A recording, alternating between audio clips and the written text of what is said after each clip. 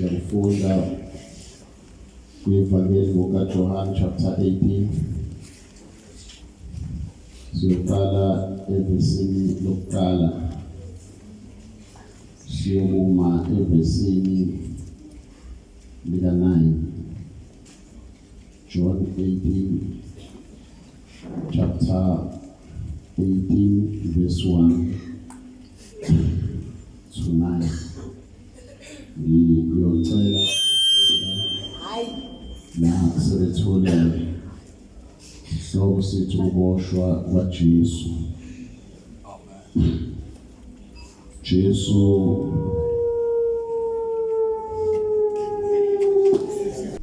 esekhulume lawo mazwi waphuma kanye nabafundi bakhe waya phesheya komfudlana iKedroni. Lapho abafundi lapho kwakukhona insimu angena kuyo yena. NoJuda wayekhaphelayo wayeyazi leyo ndawo, ngoba Jesu wayevama ukuhlangana khona nabafundi bakhe. Khona uJuda esethola isigaba samabutho nezikhonzi kubapristi abakhulu nabaFarisi, waya lapho kwelezihlanti nezibani nezikhali. Khona uJesu ekwazi konke ukuyamehlela, waphuma wathi kubo, ngifuna ubani na?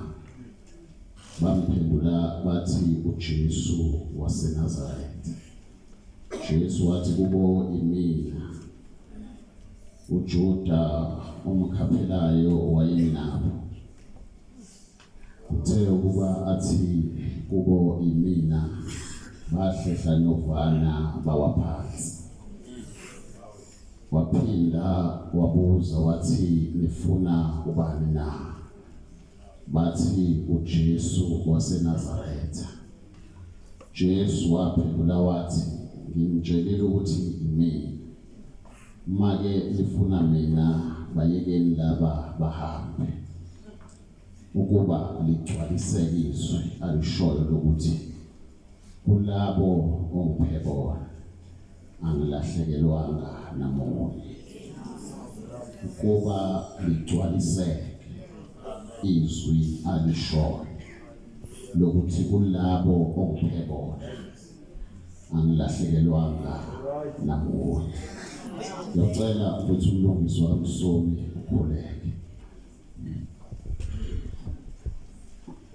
uNkulunkulu walithanda kangaka waze wanikela ngendodana yakhe ezelwe yodwa, ukuba lona loyo okholwa yiyo angabhubhi kodwa abe nephilo phakade. Baba wethu ongcwele, sisendlini yombumbi. Baba wethu ongcwele, siphuma ekuhlaleni okungafani. Baba wethu onamandla, sethembe wena inqama yethu. Ngiyabuza ukhona bakho njengamanje, ingakho ohlabelelayo ethi mesekhona umdala wensuku nasiphi na isimo siyamlalela. Baba wethu ongcwele, siyathandaza egameni likaJesu waseNazaretha. Baba wethu ongcwele, uNkosi nathi lo igama lakhe owakwasifundo. Baba wethu ongcwele, sazi neziphambeko zakhe, sazi nobuze bakhe. Baba wethu ongcwele, mufihle egameni likaJesu waseNazaretha, ngoba wena uNkulunkulu lithe izwi lakho ethu uthi mfabanga ezaleni uyihlalisene namakhosi. Baba wethu ongcwele, wathi uthinta thina, uthinta intombi yeso lakho. Baba wethu ongcwele, siyathandaza egameni likaJesu waseNazaretha. Mumboze moya ongcwele, mumboze moya ongcwele, sikwazi ukuthula uma usukhona, ngoba uthenkosi uma sithula thina amandla azokhuluma egameni likaJesu. Mboza nendoda, mungayimbozanga sikholelani pho kube wena ukho. Ugcwele abashumeli bonke ngokukhesa inkosi ebuzamanzi bephakade. Amen.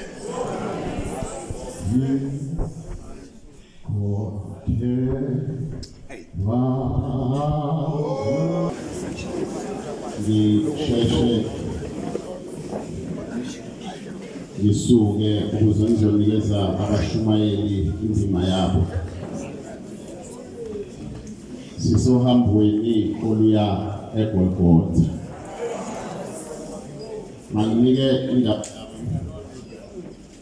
loyamoqa kaverse 8 no verse 9. Jesu waphendula wathi kubo, nginitshelile ukuthi mina uma ke nifuna mina bayekeni laba bahambe ukuba kugcwaliseke izwi alishoyo lokuthi kulabo ongiphe bona angilahlekelwanga namunye. Uma nifuna mina bayekeni laba bahambe. Ukubayeka kwenu kuyokwenza umsebenzi enguthunywa uNkulunkulu ube lula, ukuze kugcwaliseke ukuthi kulaba uNkulunkulu angiphe bona angilahlekelwanga namunye.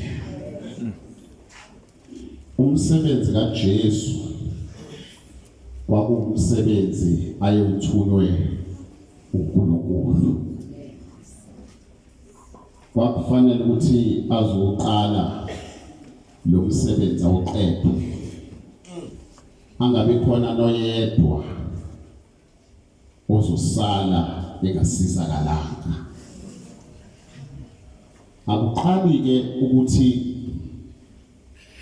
kumane kuthiwe kulabo ngiphe bona angilahlekelwanga noyedwa, singatholi ukuthi bakade kwenze njani,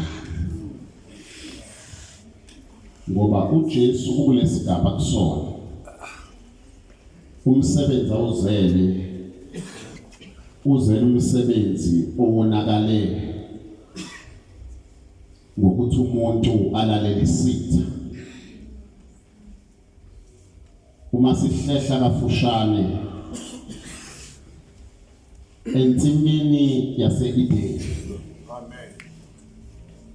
ila umuntu elahlekelane khona uNkulunkulu, kuze kuzofika kuJesu ila umuntu elahlekelane khona noNkulunkulu. From Genesis uNkulunkulu ma eqala lithi izwi lenkosi wadala konke izulu nomhlaba waqeda. Mayesezoya ngasemaphethelweni emisebenzi yakhe kwakukhona umuthi owawuphakathi nensimu.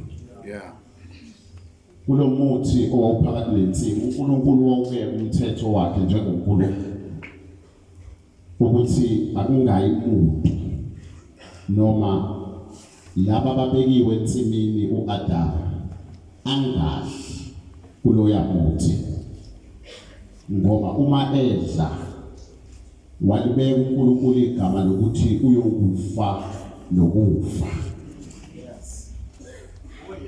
Kodwa khona ensimini isitha sakwazi ukunyathela ensimini safika, ngoba isitha akusikhathazi ukuthi uNkulunkulu uthini, ngoba isikhathi esiningi isitha sidili noNkulunkulu kodwa sidila nomuntu kaNkulunkulu.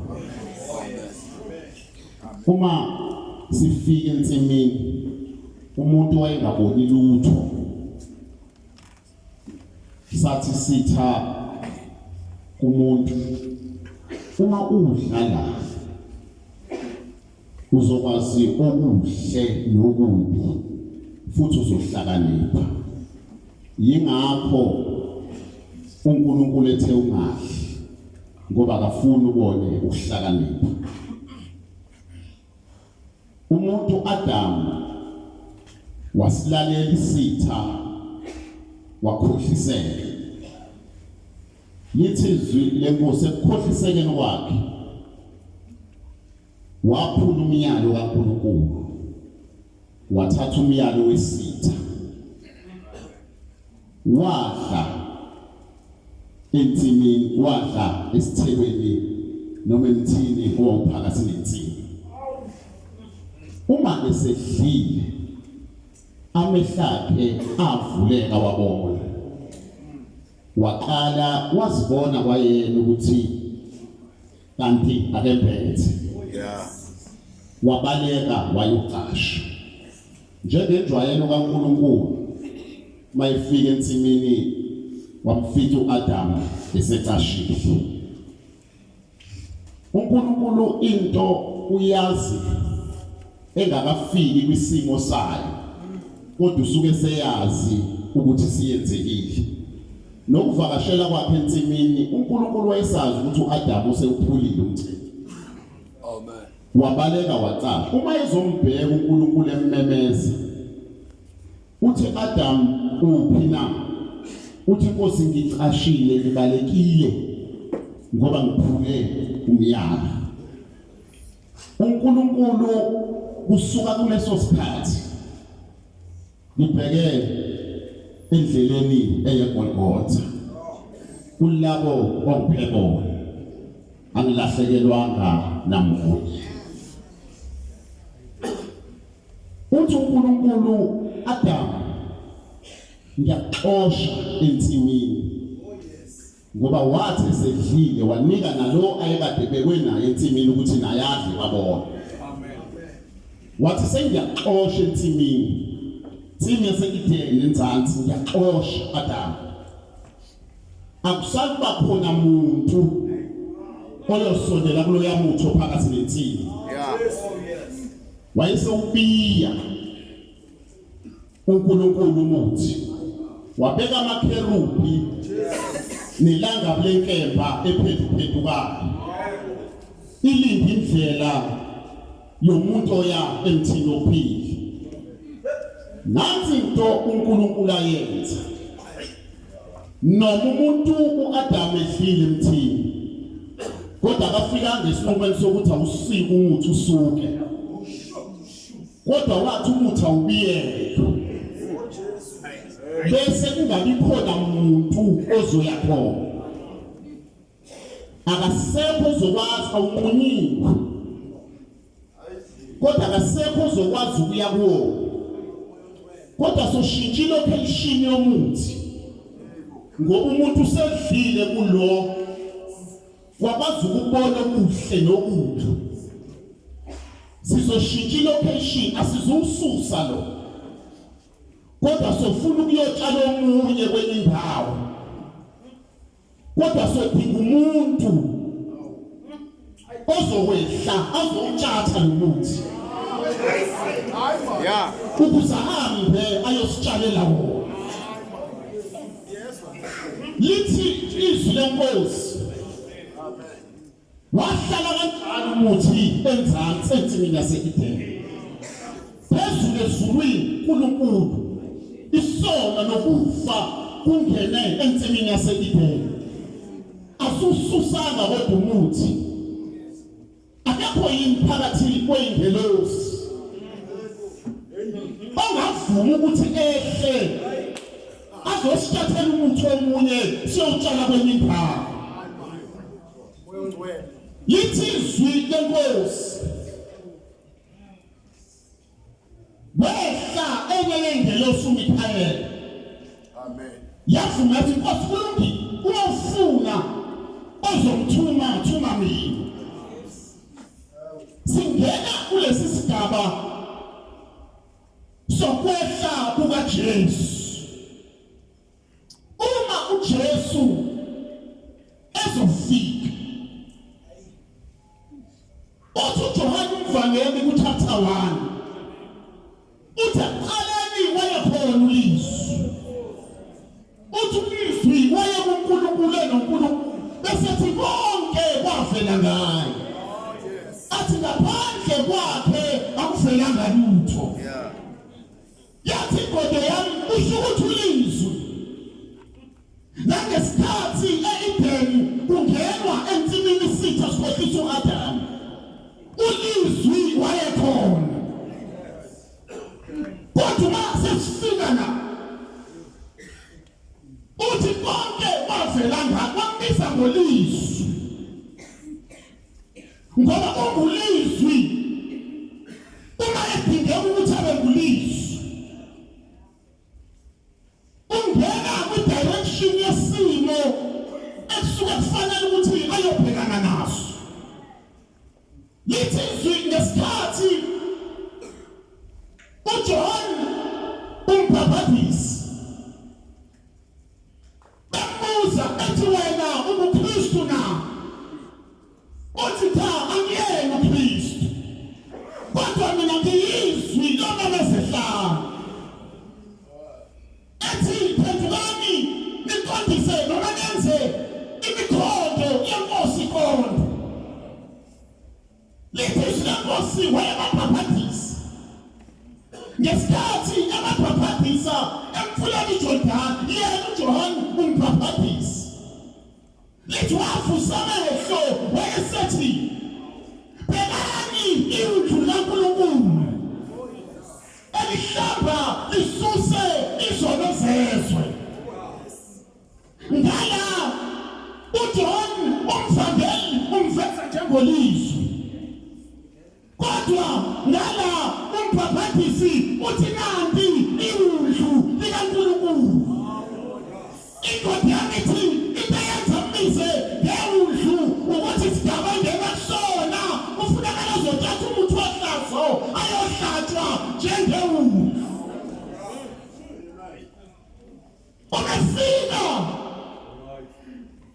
Umefika uJohn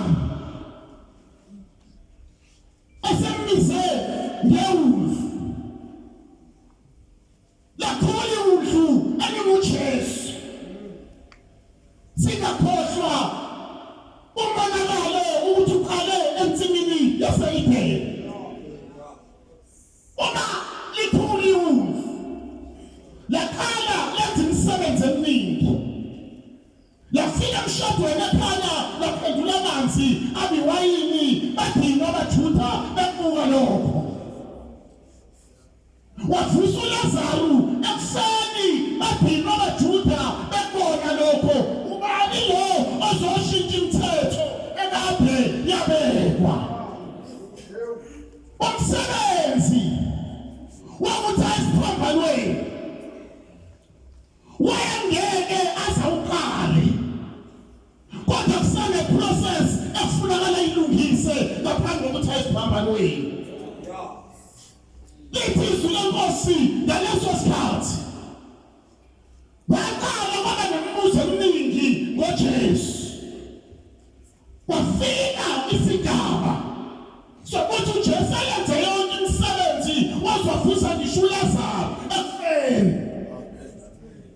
Mayisekwenzile konke lokho wangena kwisigaba asibizelwe uNkulunkulu. Hamba uyositshalela umuthi omusha eGolgotha. Ngalesi sikhathi kwenzeka konke lokho. Kwafika isikhathi uJesu esakhele abafundi ayezohamba nabo. Phakathi kwabafundi bakhe lithi izwi lenkosi masekusondele umkhosi wePhasika. Wayesebanisa ethi kubo, hambani nifunele indawo engingangilungisela yona ukuba ngidlele kuyo iPhasika. Uthi kodwa niyothi uma nifuna niyohlangana nomuntu athola imbiza yamanzi. Mumuzele umuntu uyomphombisa ikamela eliphezulu.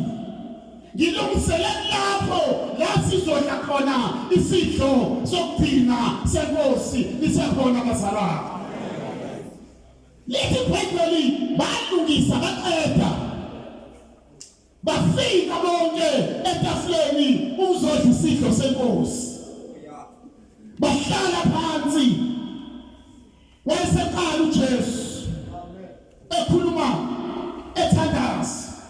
Wathi baba isikhathi sifikile. Khazimulisa indodana yakho ukuze lendodana ikhazimulise wena. Wayesekandela ngezwi elithi basezweni. Mina Nkosi angisekho ezweni kodwa khulume nabo. wayesethi bathina kodwa lapho ngiphebona ukuze babe munye kanye nami kodwa ngisakhezweni bathi ushobona wayesethi bathine kanye nami usesizweni senkosi uJudasi ukhona noPetru ukhona uma ethi bathine kanye nami nabo uyababala lithi wayesethabathi sinkwa wabonga wayesethi lokhu kungumzimba wakho ohlatshelwa mina waphakamisa iwayini wathi kuhle kuze ngikhumbule phakamisa isitsha wabonga lokhu igazi lami benzophalala ngenxa yenu wenzeni lokhu ukuba ngikhumbule lithi wayesebahlebulele seqala iprocess sifuna uzotshala umuthi omusha ayowutshala eGolgotha wayesebaqazela wabanika lithi badla bonke leso sidlo sokugcina lithi masebeqeda ukudla uMark chapter 12 uthi wathi masebeqeda ukudla lithi bahlabelela igama lokubonga sebezophuma bayothandaza eGetsemane bahlabelela igama lokubonga bebonga isidlo sebezophuma lithi wasethi uJesu imali kancane wathi kulo usuku namhlanje nizoqhubeka lonke ngoba ulotshiwe yazi uJesu yonke into ayisongithathele emphakweni uthi ngoba kulotshiwe ukuthi ngiyakushayinalusi izimvu zihlakazeke basuka basukuma uPetru wathi uPetru ayinkosi bangahlakazeka bonke kodwa mina ngeke ngihlakazeke wathi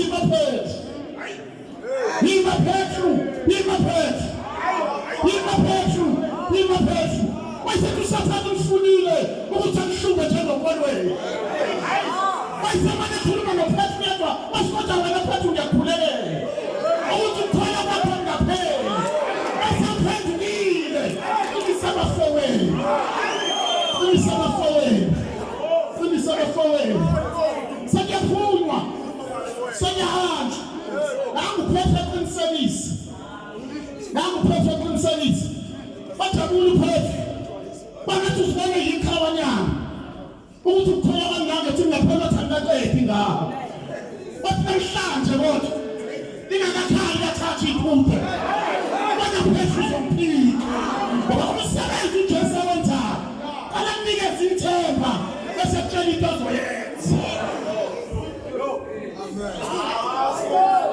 lithi izinkosi baphuma sebehamba bayentabeni kanti uJuda usehambile enezinto engikaphelayo yizwe khuluma lutho uJuda kodwa uvele baqonda uPetru ngoba uphendule eqala lithi baphuma bahamba kwentabeni enkulu lithi phela babefika lapha eGetsemane lithi izinkosi wadonsa uPetru noJohane noJakobo wahlalela wathi lindani la khuleka nami ngisayokhuleka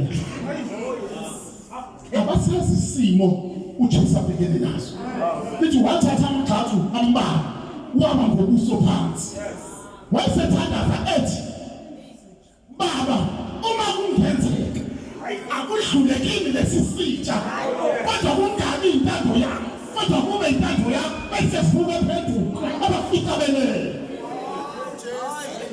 madoda ngisalele ngitheni mina lindani sikhule kwabashiya futhi wahamba yothandana waphinde wathi bayithandaza uma kungenzeka asidlule lesitsha kungabi intando yami kodwa kube intando yakho waphinde wavuka wathi ngisalele bamkalinde lami ihora libelinye nithandaze kanye nami bekani ngikhaphelayo usesondele ayisethi sukumani sihambe nangumkhapheli usesondele singena isikhulu wathi usesehamba noJudasi owayengowana ikhaya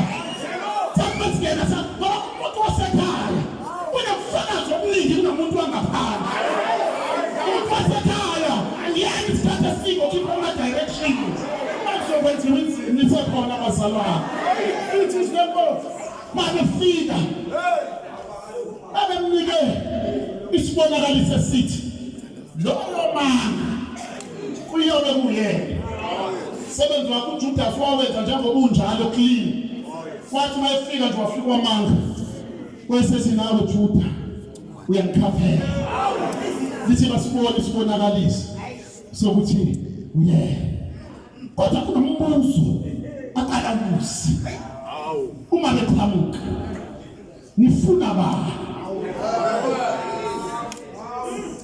bese bephendula bona bathi uJesu waseNazaretha. Bese vele aphendula athi mina kodwa into engazayo wabona amaphoyisa namasosha bezofuna isigebengu kodwa kunokuthi kuwisigebengu vele kuwamasosha ethi wathi ayathi mina bavele bakuhlapha baba izinto ezenziwa yivuli asifani nezasemhlabeni wonke lamasosha lala phansi wathi mina basebewa kunokuthi kuwisigebengu kwazowa amasosha kunamandla angeke igama elithi mina wathi uJesu wafika wathi wafika kuJohn 14 wathi I am the way, the truth and the life. Wathi wafika umayeke wathi I am izinto ziyaguquka umayeke abangene endlini angasho lutho wathi ngikuye umuntu amanyakazi. Washo wathi ngikukhanya kwezwe wathi umuzi wonke entabeni ngesitheke amandla okuzivela kulo ukuthi mina enza laba bagingqika ngoba ipower iqhamuka kokushola ukugwala nokulepha ikona okungawaveza amandla kodwa isibindi namandla kaJesu ukuthi athi mina kwenza laba bagingqika phansi. Uma kuthiwa wangaka-ke process kwase kuyofunakala abaqale lapho bawuyeke umsebenzi abawuzele kodwa still bambamba uJesu bambopha base behamba naye bamkhipha umuntu akumane nje kuthiwe unecala bese yoqula mamba mekahle mangiqala uJesu uthulwe uNkulunkulu ukuthi azofa ngoba ukufa azofela abantu kuze abahlawulele ezonweni ngoba ukufa sekungenile etsimini yaseEdeni. Wokushiwo uNkulunkulu lokho akukhona okushiwo ngabantu kodwa phezu kwalokho abantu bafike bambeka wabo nabamacala. uNkulunkulu umthumile ukuthi azofela abantu ngenxa yokuthi uhlawula isono sokufa kodwa mayefika abantu nabo bambeka wabamacala. Nambe lokuqala thina besazi ukhesala ukuthi intela siyithela kubi kodwa lo uthetha yabona lama uzoya ecourt uyayibhala ukuthi macala mali ebhekene nawo icala lesibili nalo ngesabatha wasindisa umuntu kade sithi nalutho ngesabatha elinye lamacala ukuthi ufike wazophula imithetho yethu wabafika wena wasitshela ngethempele salakhe iminyaka wathi wena ungalidiliza ulivuse ngentulo amacala bambeka wona kade abakhonzi ukuthi mayelala izofukani bona babona icala kodwa bathi ngenxa yalokho kufanele ukujeza sengiyaqeda abashumayeli nilunge masinyana lithi basebenza kufanele ukuthi uyoqula lithi bambamba uJesu baqala bathiwa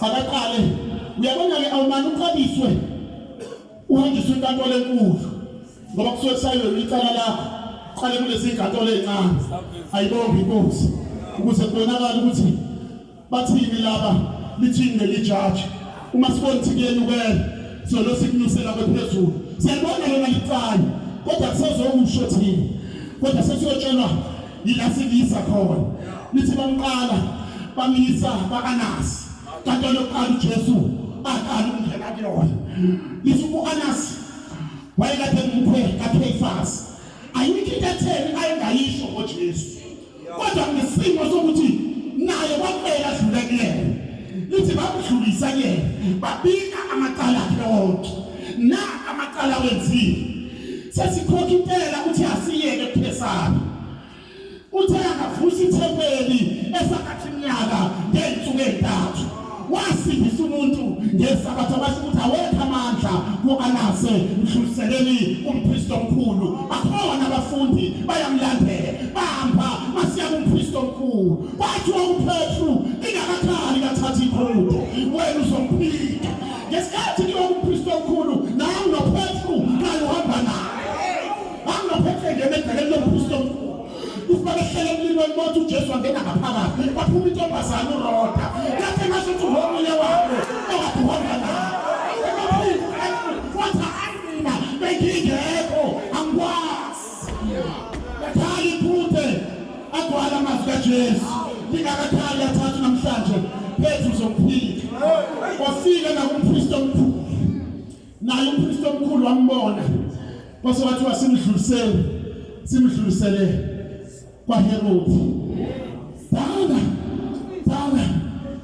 dala bazalwane kaPilato sike siyozuPilato ukuzuPilato uzothini njengoba yena uchief governor usithathele imithetho lithi bafika naPilato bawabeka amacala kaJesu kodwa kwacaca ukuthi nababewabeka Pilato akakabi naso isinqumo wayesethi hayi animdluliseleni kwa Herodi sonke siyazi ukuthi uHerodi noPilato babekade bengazwani kodwa namhla kuthi uJesu lithi izwi lenkosi bahlangana uvamisile nasempilweni izitha nje mase zikhambela kabi izinto zivamisile ukuhlangana zishayelana ngisho incingo kodwa mawungasibuza ukuthi sixoxa ngani sixoxa ngawo umhlaba phela itopic ngawe akukho okunye abawuphinde baxoxe ngakho nala indaba yabo ukuthi baxoxe ngoJesu uma kudlula iprocess kaJesu ayikho into ababezoyixoxa lithi izwi lenkosi nawe uHerodi wamkhulu wambona kwasho ukuthi vele bayifuna ukumbona kwasekuncaneni lithi izwi lenkosi wangasho lutho lithi njengoba uJesu ekhishwa uhanjwa naye akukuhle la endleleni njengoba hamba ngesikhathi bamkhipha ukuhamba naye uyahlukumeza lithi izwi lenkosi bamkhipha basebemthatha kwathi-ke sesiphindisele ukugcina kwaPilato sifuna ukuzwa isinqumo ngawo lithi bathi Pilato sibuye naye lo muntu lithi uPilato wavele wathatha isihlalo sakhe waphumela endaweni egandwa ngamatshe othiwa kuseGabatha lithi wafika wahlala khona lithi bambiza uJesu wamaphambi kwaPilato wathi uPilato lalela lonke namhlanje ngiyamtshela lethani umncengezi ngezi izandla mina njengoPilato njengo-chief governor angifumani icala phezu kwalo muntu kodwa-ke ngenxa ukuthi mina ngiyambona mthatheni nanze njengokubona kwenu lithi bamthatha uJesu lithi bamphuma baqala bamshaya bamkhiphela ngaphandle sebeyitholile ikala lithi basebelibuke umqhele wameva bawenza umqhele wameva bawufaka ikhanda lakhe sonke siyazi ukuthi umqhele ufakwa abanqobi kodwa nangoJesu engeyena umnqobi naye wafaka umqhele washo ukuthi owakho uhluke ngento eyodwa ukuthi owakho wameva kanti udizayinelwe vele ukuthi kuphume igazi ngoba bakufanele ukuthi kuzosinda ngegazi lithi ke bamgqokisa umqhele wameva lithi bamfaka ingubo ekubende lithi basebeqala uJesu bemakhela isiphambano uma bemakhela uJesu isiphambano babemakhela isiphambano ukuthi ayobethelwa kuso ngoba bonke babonile babebethelwa isiphambanweni kanti direction kaNkulunkulu umuthi ayotshala ukuze kusinde izono noma izifo zethu ngesikhathi uJesu bemakhela isiphambano ithi izwi lenkosi bamnika waphuma ezithwaleleni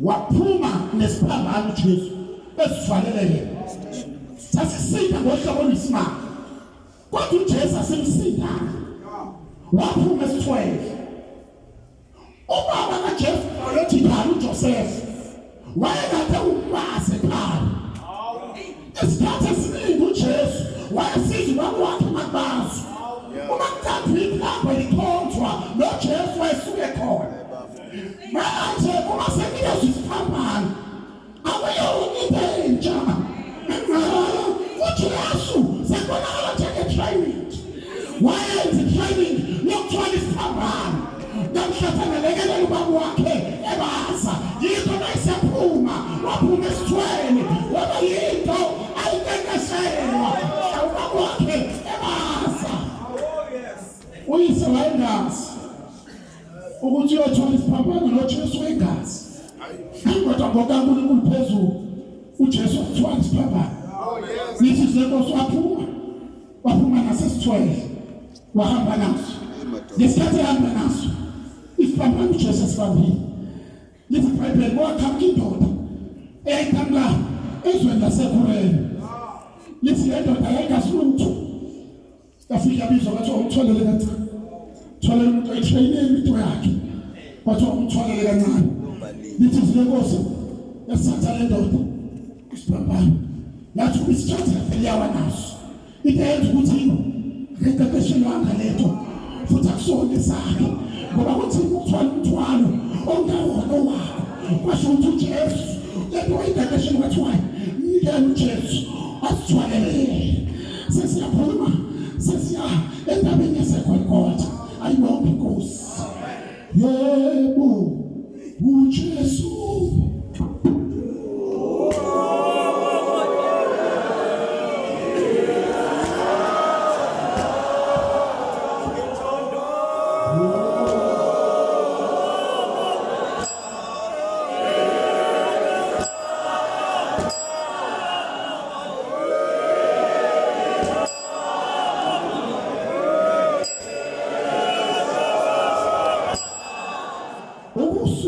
Jesu eya eGolgotha amen uthiwa kwakuyibanga ehamba ashesha fike uma uJesu ephuma nje kwaPilato wayengasheshe ufika eGolgotha kodwa ngenxa yokuthi babefuna ukumzisa ubuhlungu bayaphoqa ukuthi bamthathise ngendlela eyayijikeleza eyibizwa ngokuthi uSethorolos ngoba babefuna athi fika esiphambanweni afike esezuhlu bamkhipha ngaleyo ndlela amen bamzochaza ukuthi nokukhonani eTorolos kodwa kwasikangcono ukuthi indlela ejikeleza wahamba kuleyo ndlela ewa evuka lesiphambano kodwa wahamba eyakhona lethi lenkosi wahamba waze wayofika la endleleni bayamshaya la endleleni akhona nina bayamkhalela bayamlilela kodwa uJesu ubheke khona ngesikhathi ehamba nalokuthi ewuthwele lithi lenkosi baze bafika endabeni yaseGolgotha lithi bamthatha uJesu my God baze bemendlalelo ukuthi bathi bambethela bamshaya isandla ngapho bamshaya isandla ngapho bathi beyifaka inyawo zikaJesu bathi besiphakamisa isiphambano ngesikhathi besiphakamisa isiphambano sikaJesu babefuna ukwenza isiqiniseko sokuthi singenile ukhona into eyenzeka entini yaseGibheni ethatha yavala intini yaseGibheni wahanjwa wayovuka intini entsha eGolgotha ngesikhathi uJesu ebethelwa wathatha inyawo zakhe bahlanganisa njengesayini ukuthi wavalwa ephansi wathi izandla zakhe wavula wavuleka ethiwa nabaseduze ngegazi likaJesu walephefulisa kodwa inyawo zakhe zayivaliwe wayenza uJesu bathi phela isiphambano basishonisa phansi kodwa washo ukuthi khona abangayenzanga right ukuthi noma uyaphezulu kodwa ukuvula kwakhe izandla usasho ukuthi usayinkosi wena nonke nomileyo wazali izophuza engakhokhi imali walena sibamanga nafuna izandla kathina nakikude sondelana imessage usahamba wathi mayelanga besifaka isibhabhane ababeka phansi kwesibhabhane bahlala kodwa washo ukuthi isibhabhane siyakhishwa sishona phansi wadla yodwa insimu namuthi ayibheke uvaliwe kodwa phezulu sekuvuliwe umuthi omusha akusalenga umkhiwane kulo muthi kodwa sekulenga umuntu uKristu Jesu athi ngegazi lakhe siphilisiwe ngegazi lakhe sisindisiwe walenga yena uqobo walenga imthini wathi noma beqalekile washo ukuthi unalenga namhlanje uJesu sisamemezela ukuthi walenga emthini kukhona umusho emva kwasemthini Nkosi kusise futhi ayizilayo